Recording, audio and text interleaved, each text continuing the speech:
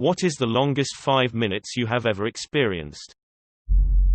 Probably the last 5 minutes of my dad's life. They'd done all they could for him and all that was left was to make him comfortable. We were all with him and sat around as he faded away. He was only 63 too. That was last August, but it feels like it was yesterday.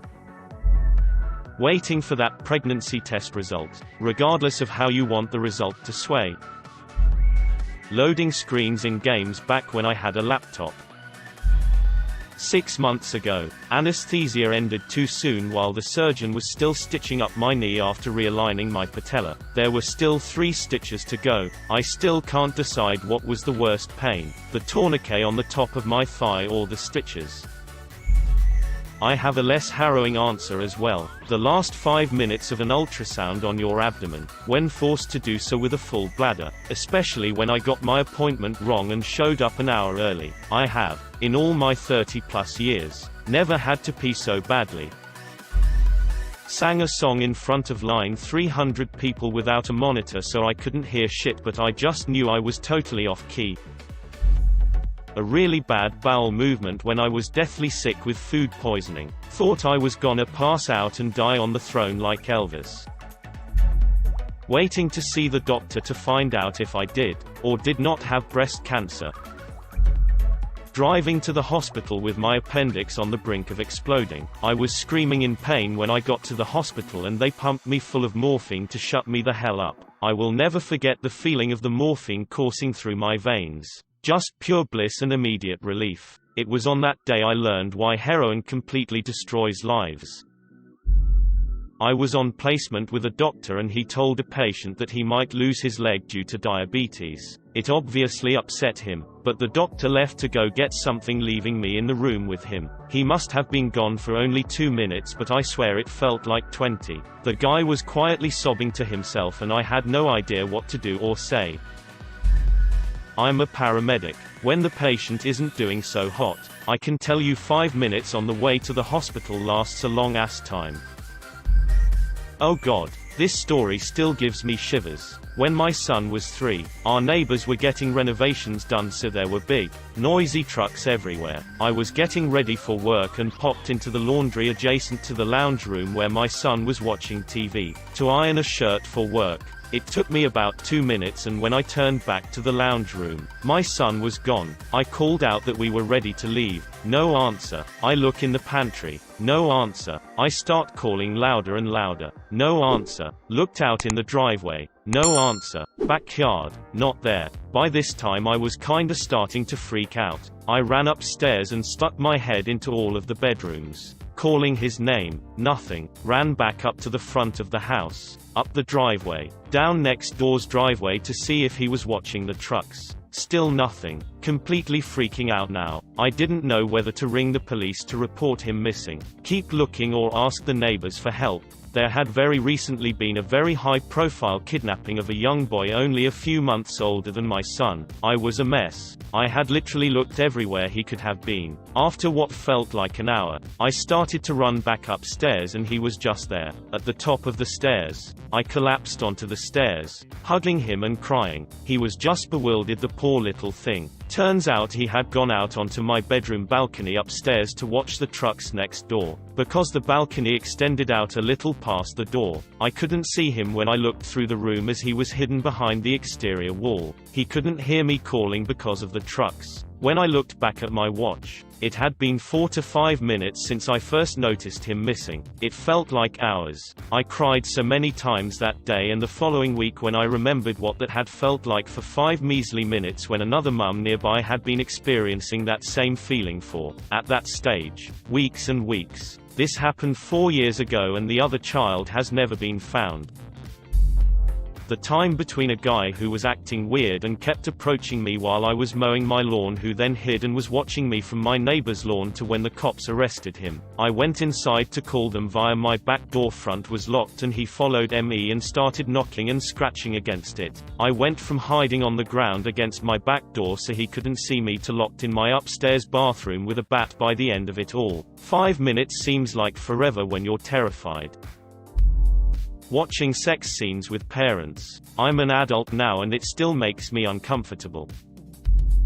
Being young and waiting for my mum to pick me up from somewhere and she was late.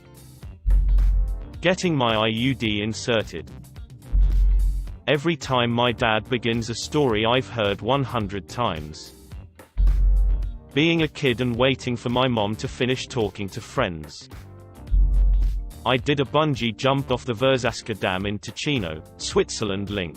It's famous for being in the opening scene of GoldenEye. The jump itself was amazing, but as I bounced up and down after the initial jump, my body rotated and the bungee cord kind of corkscrewed around my legs a couple of times. When the vertical motion finally stopped, I was hanging over a huge drop with a rocky riverbed below, and the cord wrapped right around my legs, giving the impression that it was all that was holding me up. The operators were shouting at me to remove my ankle from the twisted cord so that they could pull me back up. My rational mind knew that I was securely fastened at the hip, but the tension of the cord on my ankle made it feel like I depended on it and that I would fall to my death the second I unwrapped it. I was physically unable to unwrap my ankle for a full 5 minutes while the guys shouted down from the top of the dam, upside down, blood rushing to my head the whole time. Eventually I found the courage to unwrap my ankle and everything was fine, but man, that was the longest, most horrible 5 minutes, upside down and being asked to go against every instinct of survival. I'm a police dispatch officer and I had a 6-year-old girl call in on the emergency number, and the first thing she said was, "There are men here and they are hurting Daddy." The time it took for the first unit to arrive at the scene was the longest minutes in my life. We were lucky we had units nearby. Oh man, this brings back a bad memory. I once lived in a not-so-great part of town near my college. It was the night before my last set of finals sophomore year, and I had just finished studying my ass off for 2 days straight and was getting ready for what I thought would be a solid night of sleep.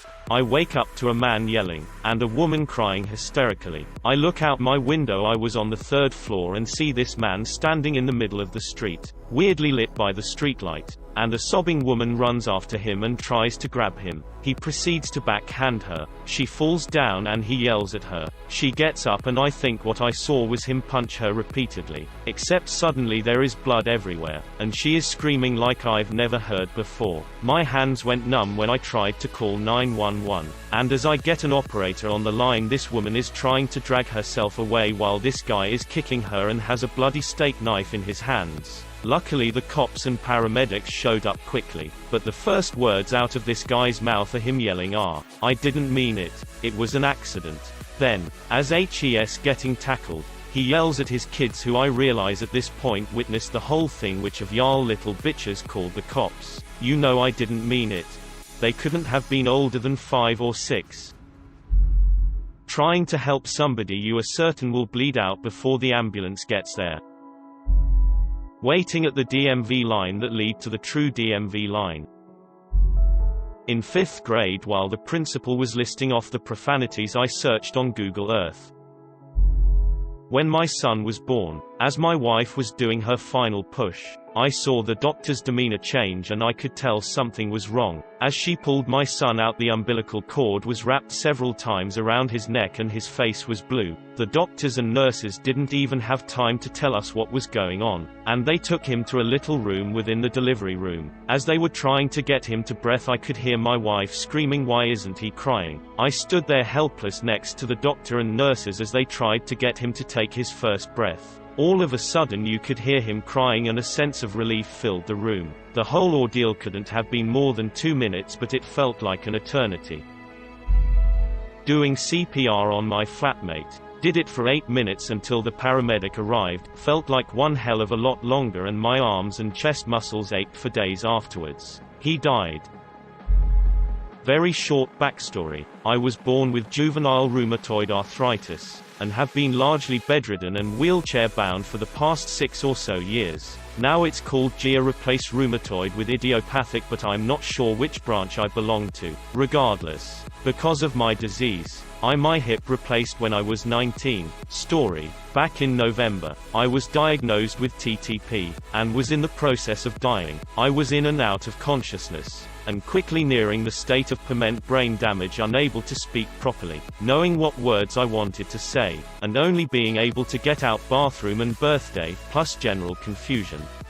Meanwhile, the doctors in the ICU were hooking tubes to my femoral artery, while wholly unable to understand what I was trying to say, because I had only ever had one problem with my hip in the past, and I had no idea what was going on, other than that I said yes to surgery. Oh, yeah, I could nod or shake my head, but could only say no. I often forget that because the birthday and bathroom thing was so traumatizing, I was sure it was related, which meant something was wrong with my hip replacement. I was then convinced that was the problem, and that I would need weeks to heal, not that I had during my actual replacement. Now that I think of it, weird. Anyway, when I was going in and out of consciousness, I thought each time I woke up was a new morning. Weeks and weeks were going by, and I was slowly healing every day, until one morning I woke up and started to panic. I was feeling better. The pain was gone, so I must have been healed. But if weeks, it possibly even months had gone by, then where was my fiancé? Where was my son? When the panic had fully set in, I was convinced everyone thought I had died, and my fiancé was distraught and killed himself because it was the only way he would ever not come visit me for so long, and my son was sent to live with his abusive alcoholic of a sperm donor. Absolutely freaking out. Have never felt so vulnerable in my life. As I did that moment, I tried desperately to ask the nurse about my fiancé. After about a dozen slowly articulated pleas of birthday and bathroom, I decided to try boyfriend instead, only to come out with birth friend. Thankfully that was enough. My nurse went from giving me a kind, yet frustrated nods to a purposeful rigidity, then said, "Boyfriend, you want fiancé's name?" I nodded like a bobblehead on crack. That's when she said the words that are likely the most relieving thing I've heard to date. He was on his way. When he got there, I had to be sedated because I tried to get out of my bed to climb him like a tree. I never wanted to let him go. A few days later, and he was still with me when I was able to start talking again. The first thing I asked my fiancé when he got there, "How long have I been here?" To which he replied, "1 day." A presentation about grass. I don't know why we had to watch it, or why they chose to do it. I don't know why we has to watch it, or why they chose to do it. Cash, ass, or presentation about grass. No one rides for free. Wife had a seizure during labor. They couldn't find the baby's heartbeat afterwards and rushed to emergency C-section. Everything stabilized, but it was scary, seemed to go on forever. 4 years later, everyone is happy and healthy. I recently had a very frightening sleep paralysis. It probably just lasted for a few minutes, but it felt like ages.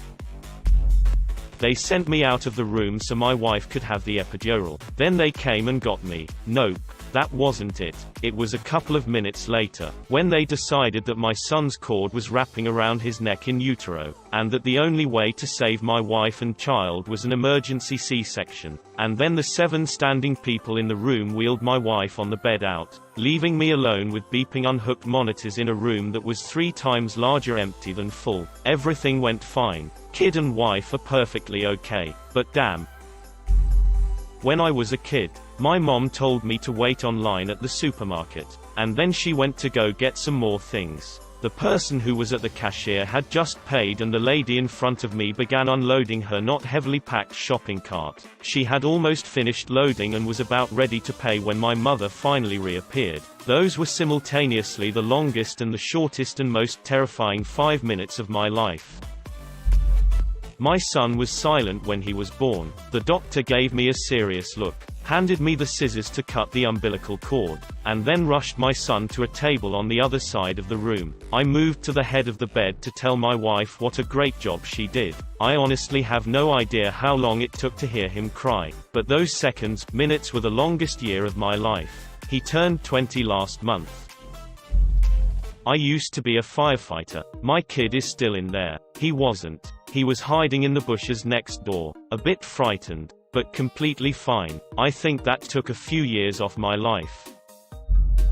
Waiting in front of the bathroom because I need to pee, but my brother locked the door. On the way to a toilet, trying to hold back destructive diarrhea in a public place. Not sure if it was 5 minutes, but felt like a literal eternity. Being on the receiving end of a sexual encounter. When I was 5 years old, it's true what they say, with enough pain the brain just shuts off. Hard to explain what that was like. I wasn't so much in and out of consciousness as I was in and out of being aware of what was happening. Was kinda like when you're asleep but wake up only to fall asleep over and over again, so things seem dream-like and unreal, then you wake up a bit more and the reality of the situation hits you. But then you just go back to sleep and it repeats. I think it lasted at least 5 minutes. But might have been longer. Or maybe shorter. I honestly can't say.